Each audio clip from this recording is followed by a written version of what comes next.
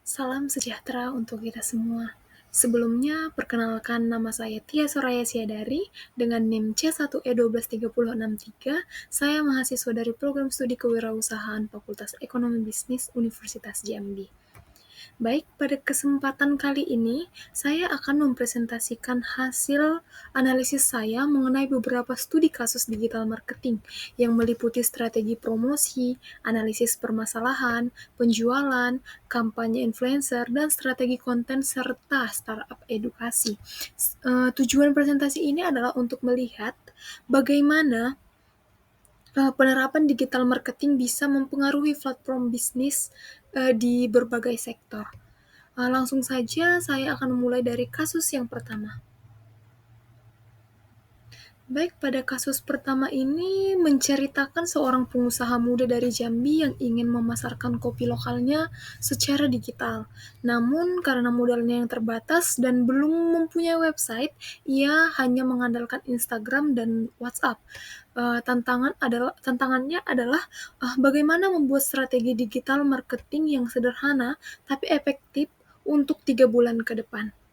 Selanjutnya itu ada tujuan pemasaran. Tujuan utama selama 3 bulan bukan langsung viral, tapi membangun pondasi yang kuat. Kita ingin produk kopi ini dikenal lebih luas, punya hubungan yang dekat dengan konsumen lewat media sosial, dan bisa menciptakan pelanggan yang loyal. Jadi selain meningkatkan penjualan, targetnya juga awareness dan interaksi. Contohnya itu adalah meningkatkan kesadaran merek atau brand awareness kopi lokal di kalangan anak muda Jambi.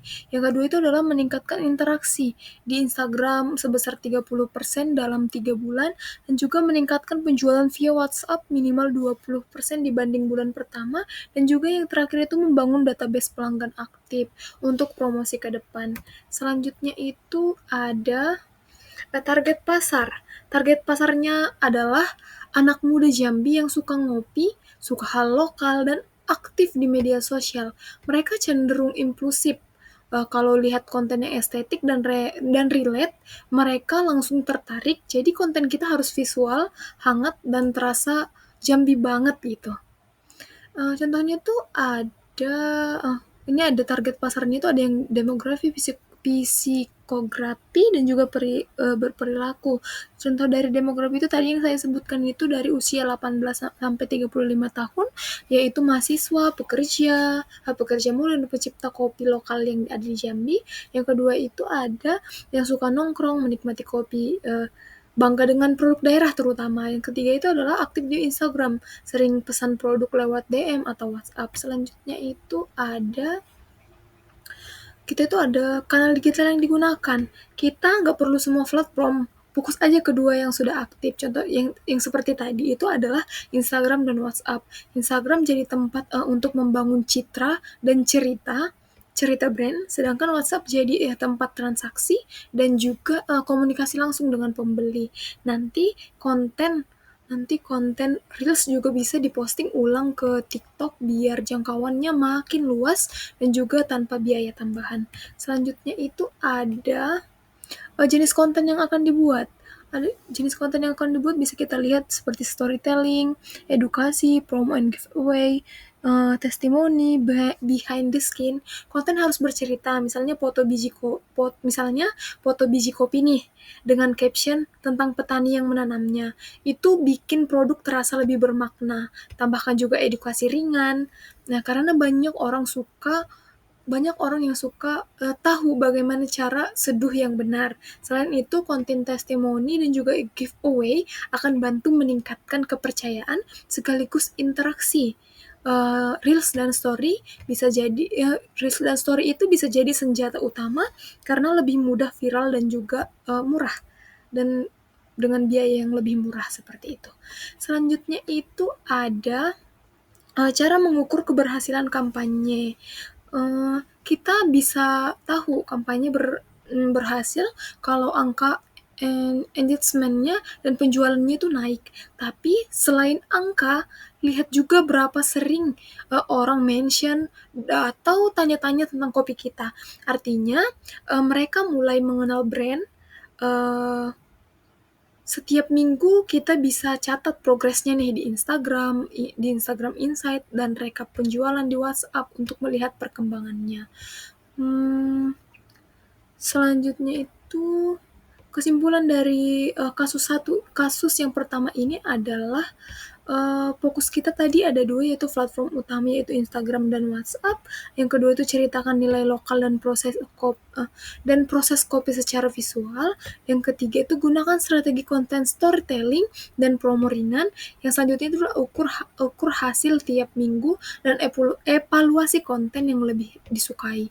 Dengan strategi sederhana ini, pengusaha muda di Jambi tetap bisa bersaing tanpa harus punya website atau budget yang besar. Kuncinya itu adalah kreativitas dalam konten dan juga konsistensi dalam posting serta interaksi dengan pelanggan. Dari sini brand kopi lokal bisa tumbuh menjadi ikon kebanggaan daerah, terutama daerah Jambi. Selanjutnya itu ada kasus yang kedua. Kasus yang kedua ini sering banget terjadi di UMKM nih. Kenapa? Terutama di bidang fashion. Mereka sudah rajin posting, tapi penjualannya tetap turun. Nah, lewat analisis digital marketing, kita bisa tahu kenapa nih konten yang aktif belum tentu efektif. Dan bagaimana strategi yang perlu dan bisa bantu menaikkan penjualan melalui penjualan online seperti itu. Selanjutnya itu ada analisis penyebab penurunan penjualannya nih. Kalau dilihat dari sisi digital marketing, penyebab utama turunnya penjualan itu bukan karena orang tidak suka produknya, tapi karena cara penyampaiannya yang kurang menarik. Banyak banget UMKM hanya fokus pada penjualan, tapi lupa membangun connection dengan audiens. Selain itu, mereka sering tidak punya konsep visual yang kuat, sehingga orang yang tidak melihat feed-nya tidak merasa ingin membeli. Dan karena semua serba organik, tanpa promosi berbayar, jangkauannya itu jadi kecil banget. Akhirnya postingan banyak tapi hasilnya yang sedikit. Jadi kita harus mengevaluasi dari penyebab dari penurunan penjualan ini. Selanjutnya itu ada solusi dan strategi untuk meningkatkan penjualan. Untuk meningkatkan penjualan meningkatkan penjualan ini, UMKM harus bisa ubah cara mainnya. Cara yang paling efektif itu bukan cuma aktif di media sosial, tapi juga aktif di tapi aktif dengan arah. Bukan cuman aktif di media sosial, tapi aktif itu berarah gitu. Jadi yang pertama yang harus kita lakukan adalah memperkuat branding biar fitnya menarik dan juga punya ciri khas. Lalu yang kedua itu jangan takut pakai fitur baru seperti IG Shopee atau Reels karena disitulah audiens paling banyak. Yang selanjutnya itu ada interaksi penting.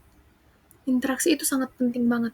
Balas komentar, buat challenge, dan tunjukkan kalau brandnya itu hidup. Terakhir, selalu evaluasi data. Cek konten mana yang platformnya bagus, selalu ulangi. Dengan begitu, strategi digital jadi lebih efisien dan hasilnya bisa terlihat nyata. Kesimpulannya itu aktif di media sosial belum tentu efektif karena tanpa arah. UMKM perlu tahu siapa targetnya, seperti apa tampilan yang menarik bagi mereka, dan juga bagaimana cara membangun kedekatan lewat konten. Dengan langkah-langkah strategis ini, UMKM passion lokal bisa bangkit dan kembali meningkatkan penjualan. Selanjutnya itu kita masuk ke kasus yang ketiga, yaitu evaluasi kampanye influencer marketing atau dari brand skincare nih. Dalam kasus ini, sebuah brand skincare bekerja sama dengan influencer lokal untuk mempromosikan produknya. Namun, meskipun terlihat aktif di media sosial, hasil penjualan tidak sesuai dengan harapan. Maka, kita perlu melakukan evaluasi menyeluruh terhadap kampanye influencer marketing yang sudah dijalankan. Selanjutnya ada Analisis penyebab penurunan penjualan.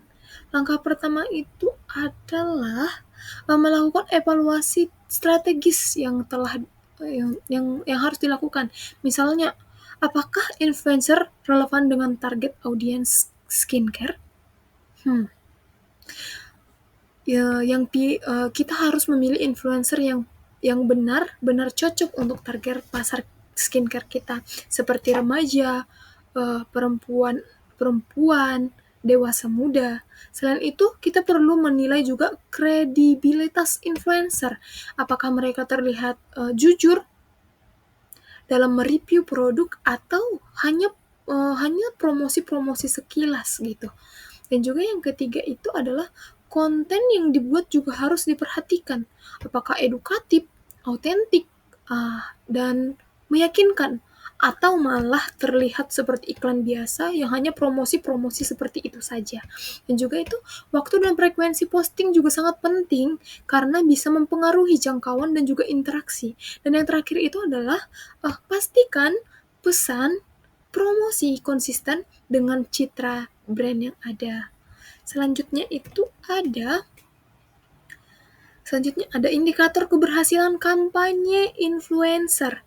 Untuk menilai keberhasilan kampanye influencer ini, kita harus melihat data yang lebih detail. Misalnya, engagement rate bisa menunjukkan apakah audiens tertarik dengan konten yang dibuat, lalu dengan lalu reach dan impression menunjukkan seberapa luas pesan brand tersebar. Selanjutnya, traffic menuju marketplace atau website bisa jadi tanda bahwa orang mulai tertarik untuk mencari tahu produk.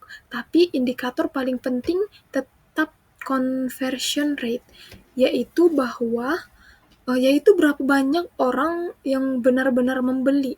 Dan tentu saja jika brand awareness meningkat, itu artinya kampanye berhasil dan juga dan tentunya itu sudah memperkuat citra merek. Selanjutnya itu ada cara mengoptimalkan kampanye influencer. Untuk mengoptimalkan kampanye influencer ini, ada beberapa langkah yang bisa dilakukan. Pertama, coba gunakan mikro atau nano influencer yang lebih dekat dengan audiens dan punya tingkat kepercayaan tinggi. Yang kedua itu adalah fokus pada storytelling. Biarkan influencer bercerita bagaimana produk ini membantu mereka, bukan hanya sekedar memamerkan. Yang ketiga itu buat kerjasama jangka panjang agar hubungan antara brand dan audiens itu terbangun lebih kuat. Dan yang keempat itu adalah memanfaatkan kode promo agar hasilnya bisa diukur. Dan terakhir itu melakukan evaluasi rutin. Dan yang terakhir itu memang selalu harus melakukan evaluasi rutin dengan mencoba beberapa jenis konten untuk melihat gaya promosi yang lebih efektif dan yang paling efektif.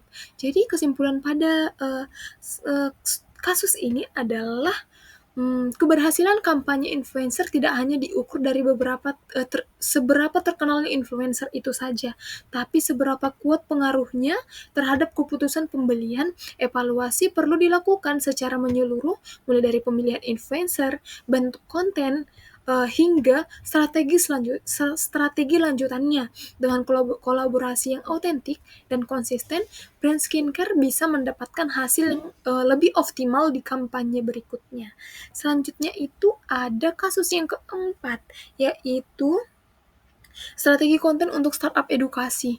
Dalam kasus ini kita membahas tentang sebuah startup teknologi di bidang edukasi yang ingin meningkatkan kesadaran dan keterlibatan pengguna di Instagram dan TikTok. Tantangan utamanya itu adalah bagaimana membuat konten pendidikan yang tetap seru, ringan, dan sesuai dengan gaya anak muda pengguna media sosial. Selanjutnya itu ada analisis karakteristik platform. Kedua platform ini, Instagram dan TikTok ini mempunyai gaya komunikasi yang berbeda, teman-teman.